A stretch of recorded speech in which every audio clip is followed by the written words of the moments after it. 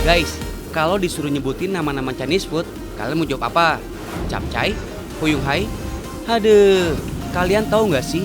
Capcay dan Fuyung Hai yang sering kalian beli di warung tenda itu justru nggak terkenal di Tiongkok sana guys.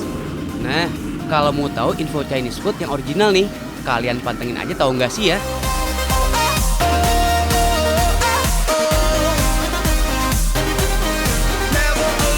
Tapi kalau mau ngerasain beneran, kalian juga nggak perlu jauh-jauh ke negeri tirai bambu sana.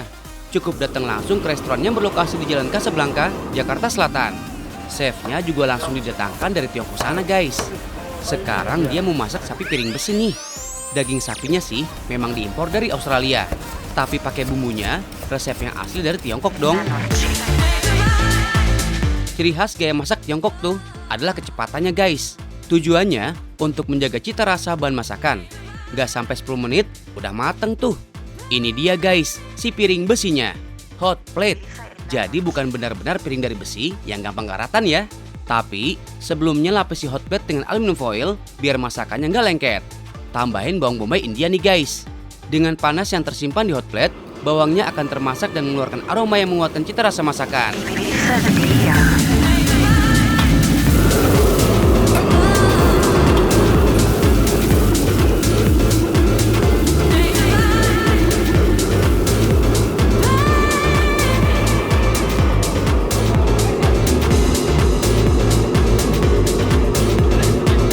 Keunggulan makanan yang disajikan di atas hot plate, udah jelas makanan masih dalam keadaan panas saat disajikan ke meja.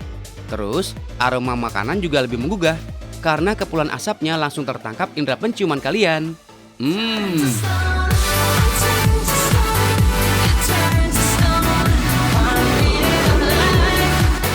Satu lagi yang selalu ada dalam makanan otentik Tiongkok adalah tahu sutra, atau disebut juga tahu muda nih guys. Karena emang teksturnya yang lembut banget. Selembut dari hatimu. Biar tahu nggak hancur pas digoreng, cukup balur tepung tipis-tipis di permukaan tahunya. Tekstur tahu sutra bisa lembut karena kandungan airnya lebih tinggi dibanding tahu biasa ya guys. Selain itu, bahan penggumpalnya juga lebih sedikit daripada tahu biasa nih.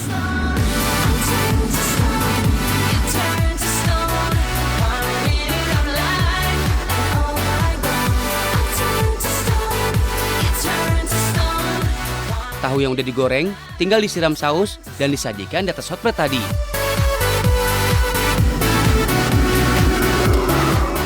Wih, jadi makin lapar nggak sih melihat saus yang mendidih kayak gini?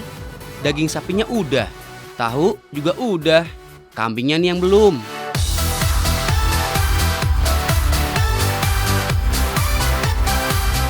Daging kambingnya juga impor nih. Alasannya sih karena aromanya nggak setajam daging lokal katanya. Daging kambing muda yang udah dimarinate semalaman langsung ditusuk dengan stainless jumbo ini guys. Sebelum dipanggang layaknya sate, daging masih harus dibumbui dengan bubuk ziran dan cabai bubuk xiao hong jiao, yaitu cabai yang ditanam di dataran tinggi Tiongkok guys.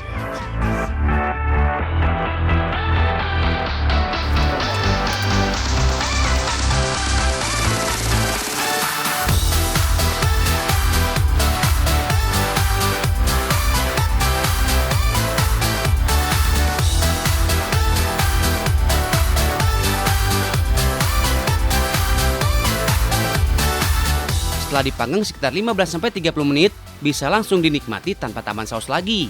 Namanya juga barbecue ya guys.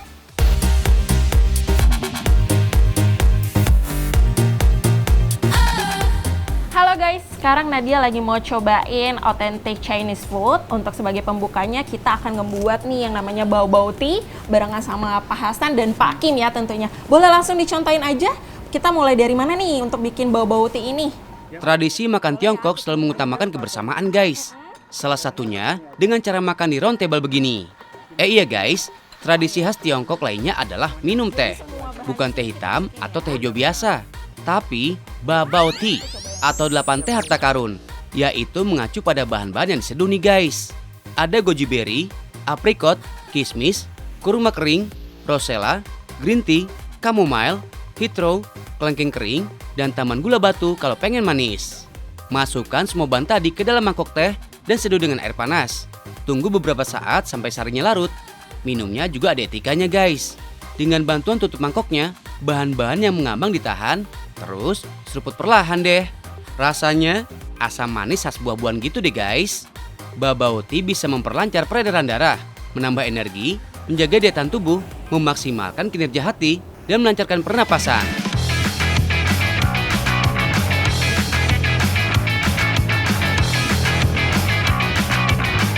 Oh ya guys, semua menu Chinese food di sini halal kok, karena pemiliknya adalah seorang muslim dari wilayah Lanzhou. Yap, pusatnya warga muslim di Tiongkok sana guys. Dari tadi. Lamian. Lamian. Iya, benar. Karena bau-baunya sudah enak nih guys, kita cobain kuahnya dulu. Tapi kurang lengkap lah ya, kalau restoran Chinese food nggak menyajikan mie lamian. Tenang, di sini juga ada kok. Kalian tahu nggak sih, kalau mie lamian pertama kali diciptakan oleh pembuat mie muslim di Lanzhou sana. Dalam perkembangannya, mie lamian menyebar ke seluruh daratan Tiongkok. Tapi, dasarnya tetap mie lamian adalah mie buatan tangan ya guys. Udah, nggak usah banyak mikir. Cus lah, langsung icip guys.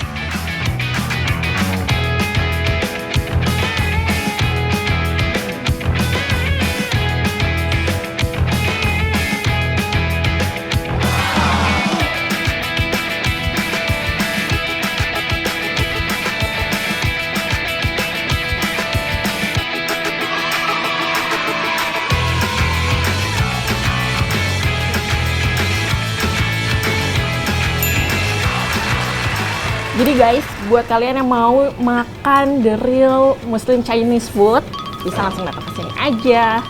Bener kan? Iya, benar. Waduh, jatuh nih.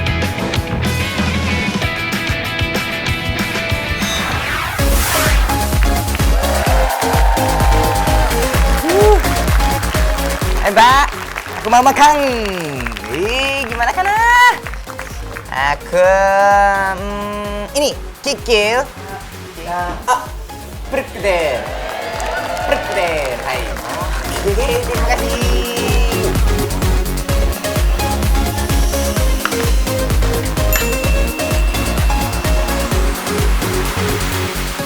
Si kriuk-kriuk kerupuk.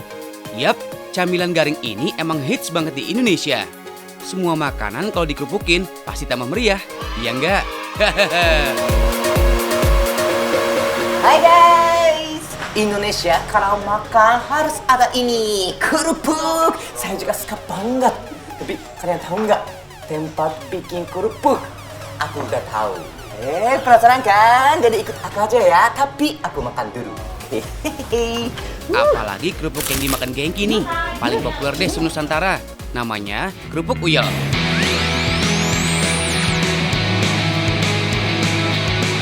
Guys, banyak alasan kenapa orang Indonesia doyan kerupuk.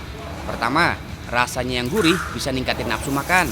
Kedua, harganya lumayan mursida alias murah. Kalau lagi bokeh, makan nasi pakai kerupuk dikecapin aja, udah enak banget. Dan yang ketiga, kerupuk erat banget sama sejarah perjuangan bangsa. That's why, lomba makan kerupuk selalu ada saat perayaan kemerdekaan setiap 17 Agustus. Saat itu, kerupuk identik sebagai makanan rakyat jelata di masa perang. Lomba makan kerupuk mengingatkan akan susahnya masa perjuangan saat itu. Di mana makan nasi sama kerupuk aja udah mewah banget guys. Oke guys, Genki udah sampai di tempat pembuatan kerupuk. Tahu nggak sih gimana cara bikin kerupuk? Mau tahu ya? Tapi sebelumnya aku punya pertanyaan. Tahu nggak sih kenapa kerupuk bisa menggumbang? Tahu nggak sih? Tahu nggak sih? Oke, jadi ikutin Genki aja ya. Bisa lihat cara bikin kerupuk. Kamu karyawan baru? Karyawan? Bukan. Udah aja, kerja aja lah. Aku mau lihat proses aja. Ya udah kerja, bawa ini aja, bawa tepung dulu. Oh gitu? Boleh ikut. Bawa tepung dulu.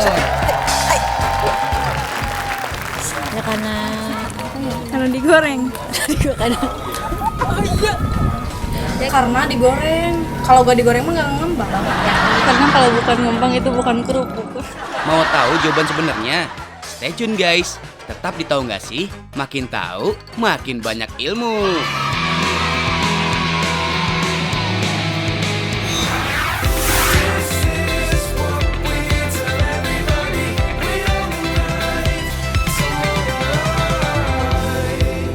Guys, pernah dengar pepatah? Di mana bumi dipijak, di situ langit dijunjung. Yaps, setiap kita datang ke suatu daerah, udah seharusnya kita menghormati apa yang jadi nilai-nilai di daerah itu. Yogyakarta adalah salah satu daerah yang penuh dengan nilai-nilai dan kearifan lokal. BTW, di kota gudeg ini ada beberapa aturan yang cukup unik loh tentang hal-hal yang boleh dan tidak boleh saat berada di kota pelajar ini. Salah satunya di seputar Pelengkung Gading.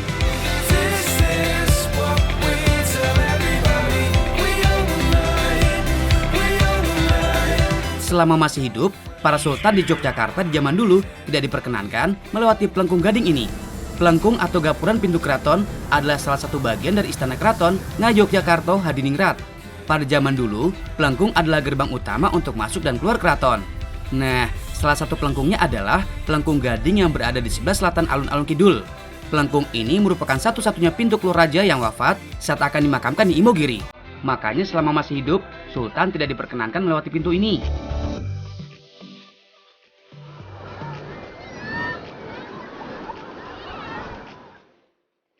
Guys, peraturan berikutnya adalah saat ke pantai Parangtritis, yaitu dilarang menggunakan pakaian berwarna hijau. Tujuannya untuk menghormati penguasa pantai selatan. Kalau kamu pernah melihat lukisan Nyi Roro Kidul, pasti mengenakan pakaian berwarna hijau kan guys? Menurut cerita yang berkembang, Nyi Roro Kidul suka dengan warna hijau, sehingga tidak mau ada orang lain yang menggunakan warna hijau. Ada juga yang mengatakan, karena Sang Ratu Kidul suka dengan warna hijau, makanya orang yang mengenakan baju berwarna hijau akan langsung mendapatkan perhatian khusus. Entah percaya atau tidak, demi keamanan, emang sebaiknya kalau main ke pantai selatan, jangan menggunakan baju berwarna hijau ya guys. Penjelasannya sederhana, karena warna air laut di sekitar sini cenderung kehijauan, akibat pengaruh keberadaan gagang hijau biru yang cukup banyak. Kalian tahu dong, tipikal laut selatan yang merupakan perairan terbuka dan terhubung langsung dengan samudra, pasti memiliki ombak yang cukup tinggi. Nah, kalau seseorang terseret ombak tinggi, kebetulan dia memakai warna hijau, tim SAR akan kesulitan untuk menemukannya. Karena warnanya hampir sama dengan warna air laut. Begitu alasan logisnya guys.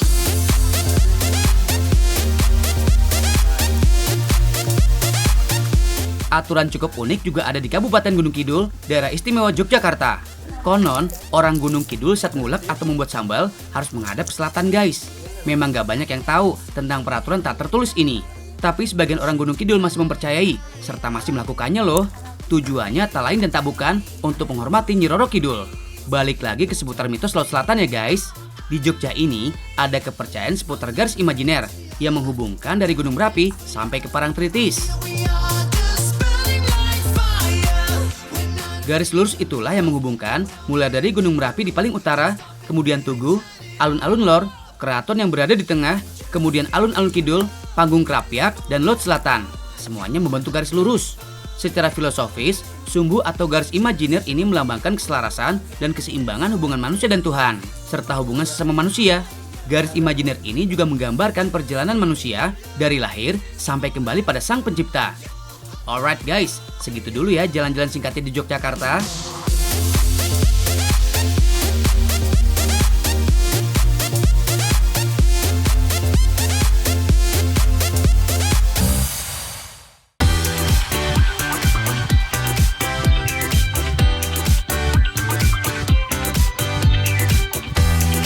Guys, yang namanya spot bagus emang gak pernah pandang lokasi ya. Mau di atas ketinggian gedung atau bahkan di tempat yang gak mainstream sekalipun guys. Persis banget nih kayak sejumlah spot berikut ini yang terkenal jadi viral meski ada di pinggiran tebing sekalipun. Pertama, ada Fan Weng Restaurant. Resto yang satu ini letaknya di Provinsi Hubei, China. Lokasinya tiris abis guys, tepat di pinggiran tebing. Duh ile, curiga jadi gemeter nih tangan kalau dinner di sini. Spot kedua, ada Hotel Ciamik di negara Uruguay. Namanya Casa Pueblo.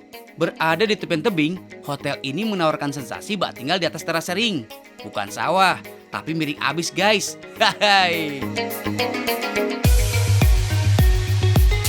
Eits, tapi nggak cuma di luar negeri ya guys, yang punya spot cantik di atas ketinggian. Di Kabupaten Gunung Kidul, Yogyakarta, ada destinasi liburan yang juga lagi viral nih guys. Namanya Heha Skyview. Yap, tepat di tepi tebing, spot holiday yang satu ini dibangun di atas tanah seluas 1,5 hektar. Penasaran sama isinya? Let's explore guys!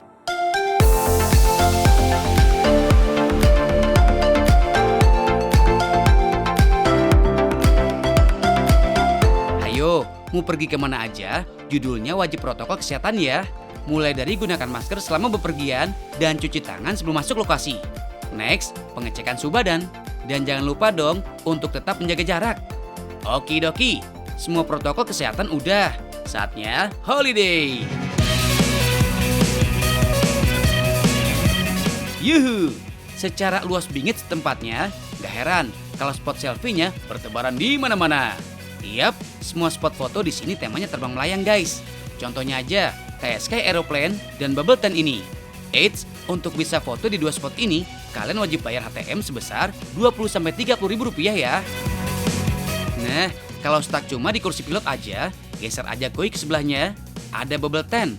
Yuks, kita kepoin isinya ya guys. Iya, tenda di sini emang bukan untuk diinepin guys. Macam-macam properti yang ada di dalamnya emang cuma buat spot foto aja. Lanjut, kita ke spot yang jadi the most favorite para pengunjung. Sebut aja Sky Balloon.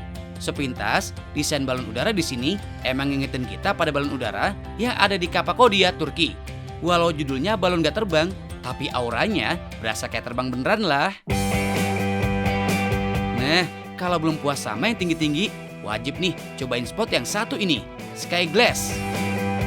Tepat di atas ketinggian 25 meter, berjalan di atas lantai yang super bening. Tapi kamu tahu nggak sih, kalau orang-orang yang takut sama ketinggian disebutnya akrofobia.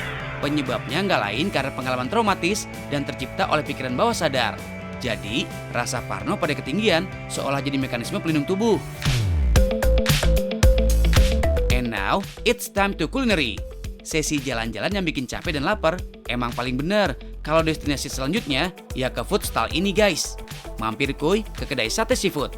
Mulai dari sate baso salmon, cumi, udang, kepiting, sampai lobster. Lengkap abis. Cukup dibakar pakai bumbu barbecue, sate seafood siap landing ke perut. Yap, salah satu alternatif menu isi perut saat holiday, ya sate seafood ini guys. Kuliner yang praktis dan ngenyangin kayak gini, bisa banget ngeganti nasi saat makan siang. Secara kandungannya kaya akan protein, sate seafood is good.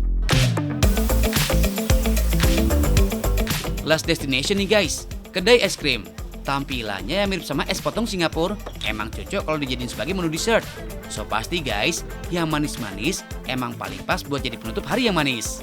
Happy holiday ya guys, keep safety and always happy.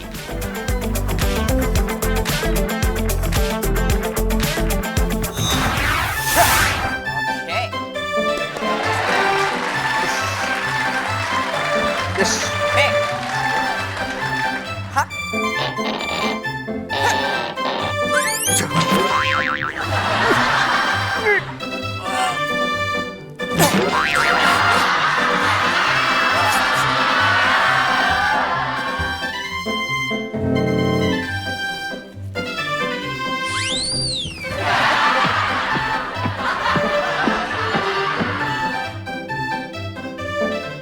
Guys, masih nemenin Gengki belajar bikin kerupuk nih.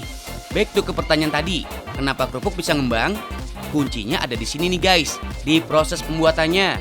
Bahan baku kerupuk ada tepung terigu dan tapioka. Hayo, tahu nggak sih apa beda keduanya? Jadi guys, tepung terigu tuh terbuat dari biji gandum. Kalau tapioka dari singkong guys. Fungsi tapioka lebih untuk mengenyalkan adonan. Makanya tepung tapioka cocok banget untuk bahan dasar pembuatan kerupuk, bakso, siomay, pempek, dan kue-kue basah gitu. Oke, semua bahan dicampur jadi satu di wajan besar kayak gini. Oh tapi ini namanya lengket ya? Ini pakai Ya. apa? Tepung sama? Tepung mentah sama yang matang.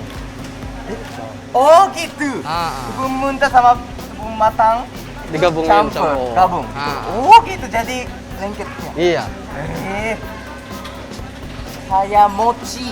Ah, benar. Nih, Iya. mochi. Ah. Tenang, bahannya nggak cuma tepung doang kok. Ada tambahan lainnya juga, yaitu bawang putih, garam, dan ikan. Oh iya, ikan yang dipakai jenis sarden. Ini jadi salah satu alasan kenapa rasa kerupuk putih itu enak. Gurih-gurih nyoy. Guys, ini berat banget. Kayak olahraga di gym. Kalau ini aduk-aduk terus, nanti berotot-otot. Jadi aku semangat. Semangat gengki. Emang sih berat, soalnya nggak main-main nih guys. Dalam sehari, pabrik kerupuk Erna Jaya bisa produksi sampai 400 kg adonan basah. Gak heran deh, kenapa adonannya banyak, besar, dan berat banget. Untungnya, di sini semuanya udah menggunakan bantuan mesin guys. Untuk mengaduk aja butuh mesin uap gitu, biar merata sampai ke dalam-dalamnya. Nah, setelah bahan dan bumbu menyatu, selanjutnya masuk ke tahap pencampuran. Yang udah matang disatukan dengan yang mentah.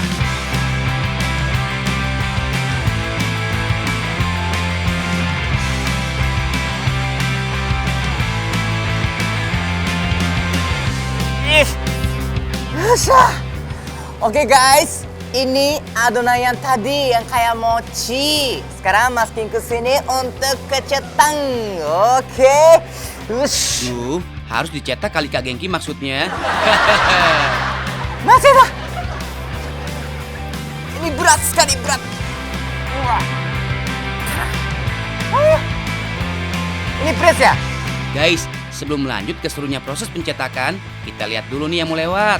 Hihi.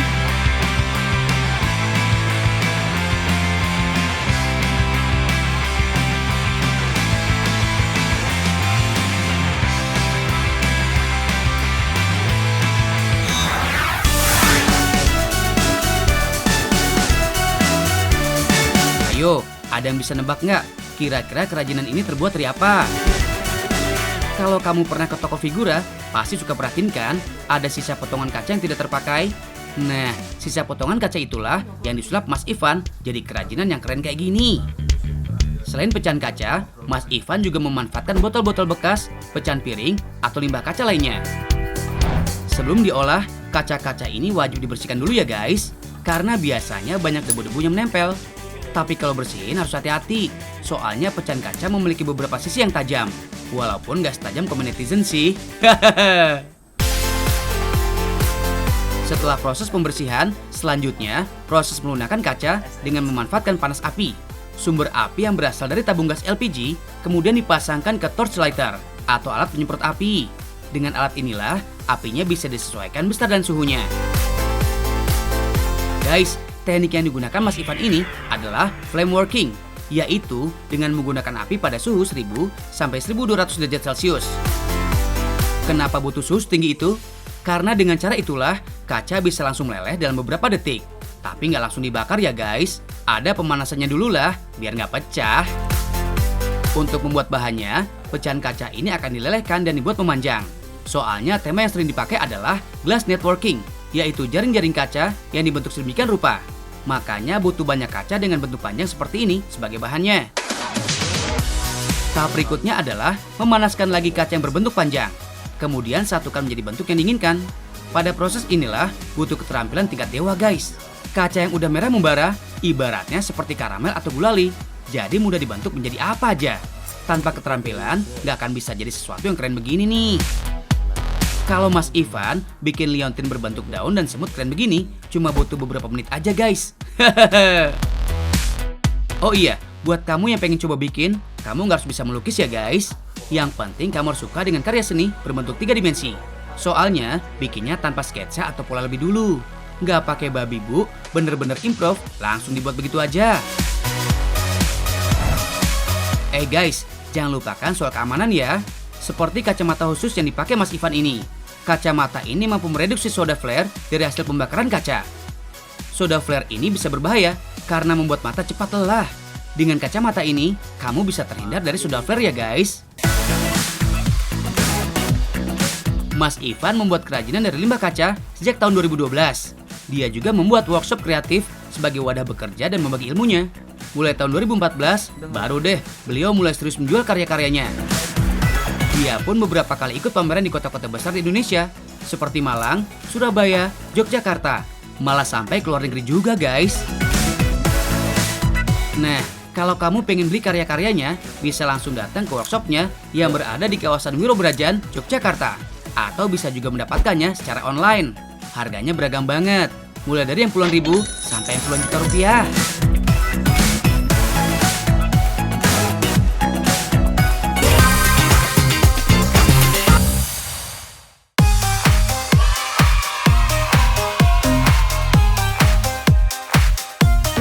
Guys, udah nggak sabar ya nungguin. Ayo lanjut. Ciri khas kerupuk putih adalah bentuknya yang melingkar-lingkar. Oh iya, balik ke pertanyaan Gengki di awal tadi nih. Kenapa kerupuk bisa mengembang? Jawabannya, karena kerupuk memiliki kandungan puffable material, yaitu pati. Puffable material punya peranan penting dalam proses pemekaran produk. Pati terdapat di beberapa jenis tepung. Tapioka memiliki kandungan yang lebih tinggi dibanding tepung maizena, beras, maupun ketan. Oke, ini Nah habis kalau ini udah gini, gimana? langsung dikukus ya. Kukus dulu. Dikukus. gitu. Iya. Nah guys, info lagi nih. Menurut salah seorang sejarawan kuliner, cemilan satu ini pertama kali muncul di Pulau Jawa sekitar abad ke-9 atau ke-10. Buh, ini mah kerajaan Sriwijaya juga masih eksis ya guys. By the way, bikin kerupuk sebenarnya gampang kok guys. Kelihatannya ribet karena kuantitasnya yang banyak. Proses pengukusan sendiri cuma berlangsung selama 15 menit. Oh iya, adonan kerupuk kayak gini sebenarnya udah bisa dimakan loh. Tapi teksturnya masih apa adanya. Kenyal-kenyal kayak cilok gitu. Ya sini Tasya. Bang, mau sini. Hai, Nah, sini ya. Iya. Oke. Nah ini kan setelah dikukus tuh langsung dijemur. Oh, jemur ya? Iya. Jemur dulu. Oh, gitu. Hai. Wow. Satu-satu. Walaupun sebenarnya udah matang, tapi masih harus melalui tahap penjemuran. Fungsinya agar tone beban berkurang dan bisa mengembang nanti saat digoreng. Nanti udah jemur, Hai. masuk gudang. Udang. Nah, masuk gudang. Udang, makan udang. Iya. Mancing. Udang. Bukan, ruangan penyimpanan. Penyimpanan. Ah, Itu namanya udang. gudang. Gudang. Gudang. Gudang. Oh, gudang. Ah. Sorry, salah. Maaf ya guys, bahasa Indonesianya Gengki masih suka ngejelimet. Hihihi. Nah, tahu nggak sih guys, adonan yang seperti ini bertahan selama bertahun-tahun loh. Lain halnya kalau udah digoreng, palingan seminggu aja udah melempem. Selain mendistribusikan kerupuk mentah ke seluruh Indonesia, pabrik di bilangan Pancoran Jakarta Selatan ini juga menyediakan yang udah jadi. Proses gorengnya juga di sini. Gak cuma 1-2, tapi langsung gorongan yang masuk penggorengan. Tahap ini gak lama kok, sampai kerupuk mengembang udah bisa disaring.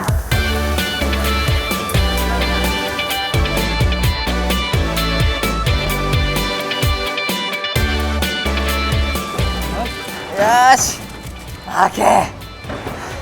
Nah, sekarang kerupuknya udah Ya, udah. digoreng. Hei. Sekarang tinggal disebarin. Hah? Dikirim ke warteg, ke Padang. Pokoknya nggak mau tahu ini harus habis, ya. Serius? Iya. Enggak. Aku mau lihat proses saja. Enggak, Enggak, pokoknya udah enggak. tanggung. Udah tanggung ya. Serius? Ya, Hah? Tunggu. Pokoknya harus habis. Hah? Serius? Iya. Oh my god. Naik sepeda. Aku harus kerja lagi. Tapi kalian udah tahu kan? Kenapa kerupuk bisa mengembang? Gitu. Ya. Tapi aku harus naik sepeda. Harus keliling-keliling gitu. Tapi yang penting nonton terus, tahu nggak sih? Makin tahu makin banyak ilmu. Dan jangan lupa 3M. Memakai masker, mencuci tangan, menjaga jarak. Oke, jangan lupa ya. Semangat.